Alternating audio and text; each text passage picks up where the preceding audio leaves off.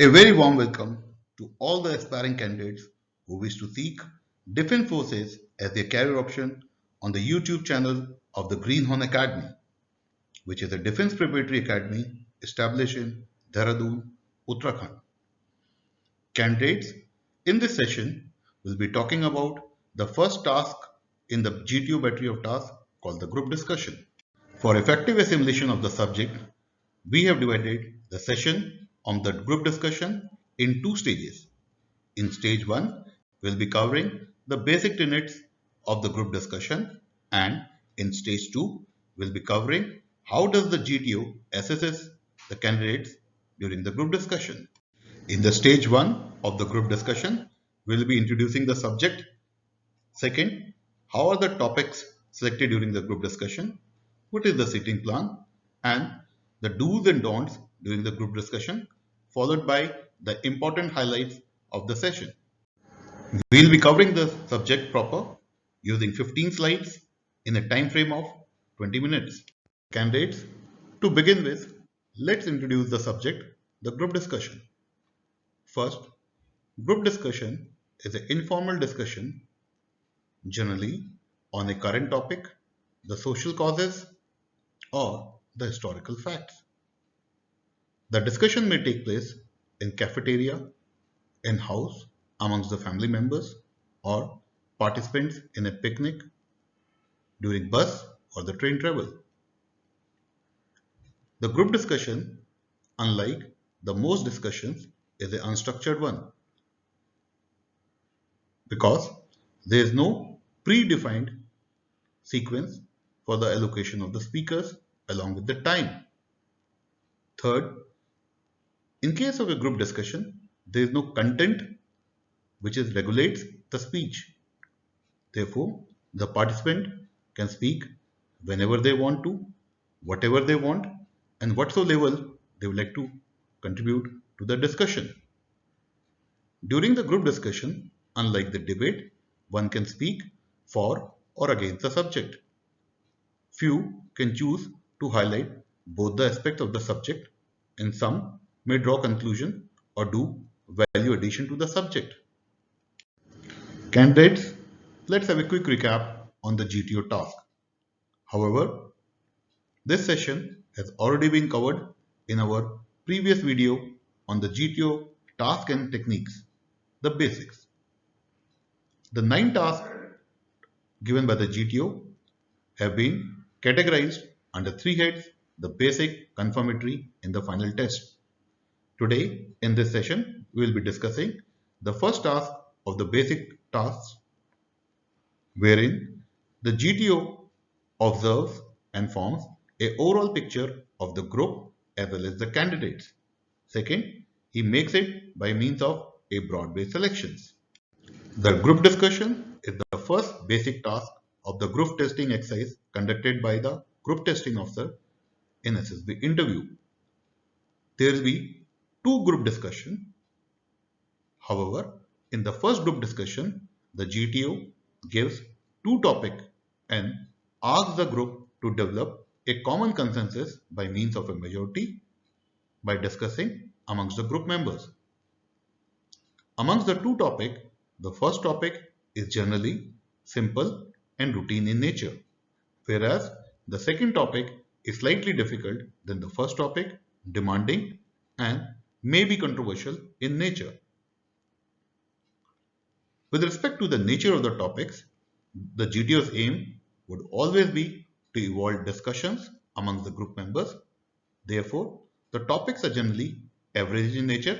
Considering the nature of the entry, the topics will always be current in context and have multi-dimensional approach and views so that all the candidates can contribute towards the group discussion. Therefore, the first and the foremost task of the group would be to select either one of the topics amongst the 2 topics given by the GTO. To select the same, GTO gives the group members a minute or 2 so that they can discuss among themselves and build a simple consensus or the majority which topic to be discussed about.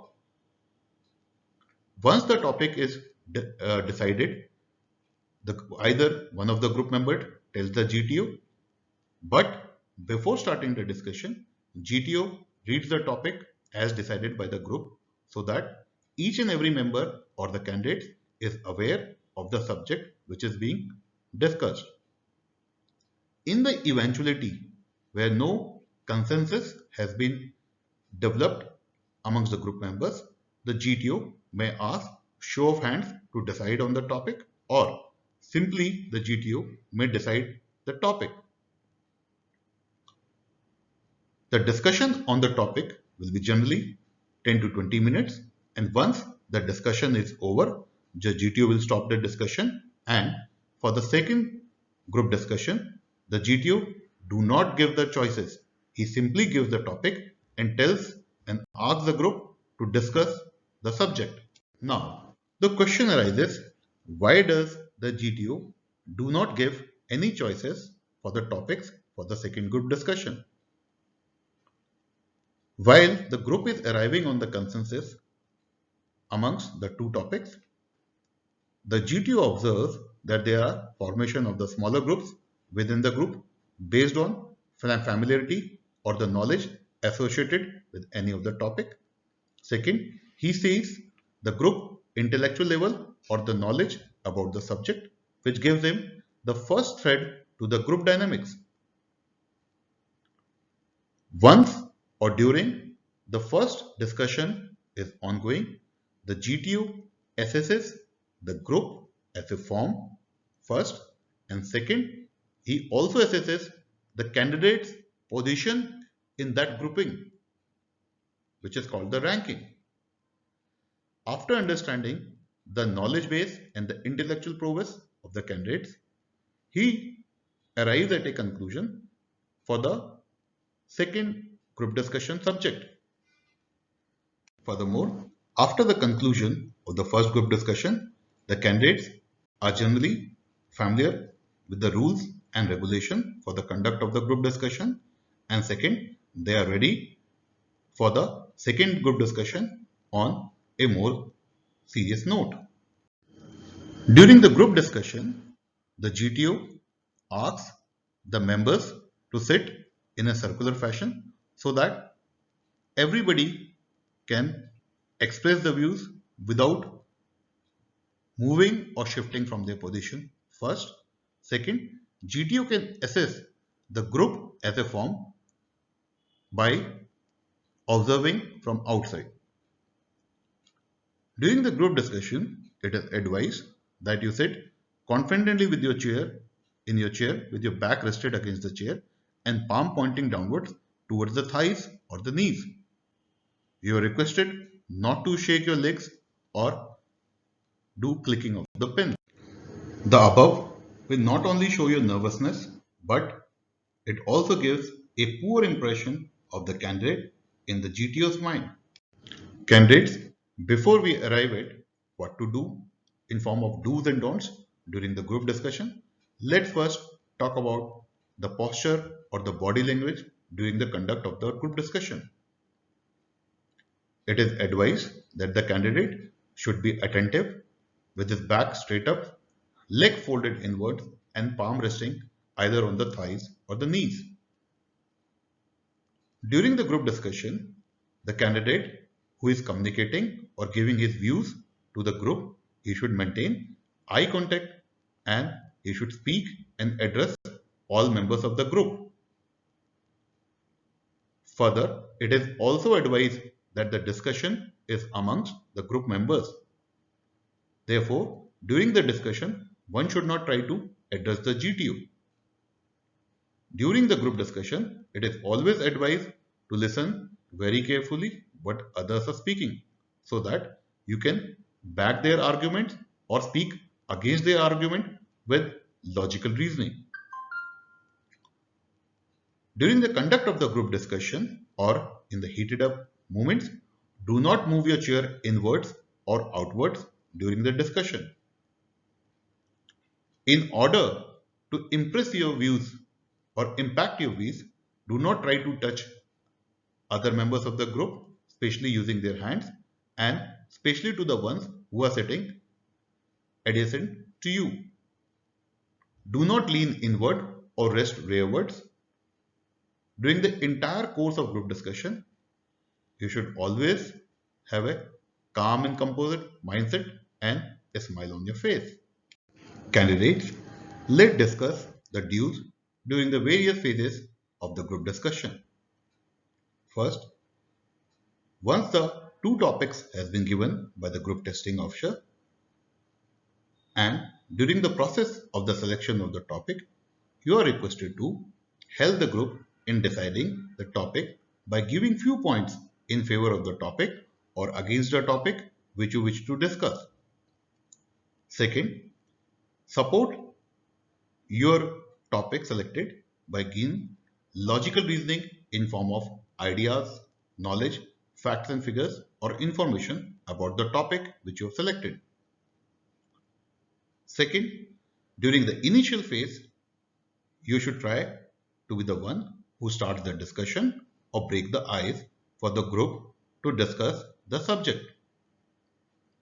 One can start by opening the narrative and preferably it is advised to take early part in the discussion, preferably amongst the 2 to 3 candidates. During the middle phase of the group discussion, where the ice has been broken, some views for the subject or against the subject has been communicated, and if you have not got any chance to speak on the subject, look for the window or pause of silence amongst the members and break in to speak your views back with logical reasoning. Try to elaborate your views by speaking 6 to 8 sentences in a time frame of 30 to 45 seconds. Once you are discussing your views or you are presenting your point of view, your voice should be loud and clear. During the course of the discussion, in the last phase, you are requested not to get into the chaotic part and maintain steady voice, nor loud nor weak. Even if you have not got the chance to speak on the subject, you must present your case with sound reasoning and logic. There is no harm in agreeing or disagreeing with someone's point of view or the thoughts. But however, it is requested not to repeat the same but contribute in value addition on the subject. To conclude, during the entire phase of the group discussion, there is no need to win any arguments because in a group discussion, there are no winners or losers. Furthermore, you should not try to garner consensus or conclusion on the subject. You must try to involve those players who have not taken part in the discussion by being a team player. During the entire course of the group discussion, you must participate 3 to 4 times and let others also participate. After discussing how a candidate should approach the group discussion in terms of posturing, body language, and certain do's, let's now take the don'ts for the group discussion. During the entire phase of group discussion, candidates are requested not to make awkward body actions by touching someone using his hands, or in order to make his point, one should not get the group in an embarrassing situation. Do not try to generate consensus amongst the group or regulate the discussion. During the entire course of the group discussion, you are not supposed to look at the GTO or address the GTO. A large number of times it has been seen that after giving a convincing argument, candidates try to have a peek or a sneak at whether the GTO is looking at them or if he has heard your argument. This does not impress the GTO. However, GTO takes an impression that the candidate is trying to move his own agenda rather than the agenda of the group. During the course of discussion, do not move your chair inwards or outwards, and If there is a chaotic situation, try not to participate or add fuel to the fire. Candidates, let's talk about the highlights of the session in form of certain key takeaways from the basic of the group discussion. First, knowledge. Without having a in-depth knowledge of the subject, we will not be able to make an impact in the group discussion. Second, if you are having a good knowledge or the grasp on the subject, along with effective communication skills, it will lead to convincing the members of the group, and you will be able to influence the group in a leaderless group. Third, confidence. If you are having the depth of knowledge and the right communication skills, you will show confidence amongst the group members. Fourth, logical. Even with knowledge, communication skills, and confidence, one has to support his arguments or his point of view with logical reasoning. Fifth, during the entire course of the group discussion, one must follow the societal norms and the processes. One must not argue but only present his point of views on the subject.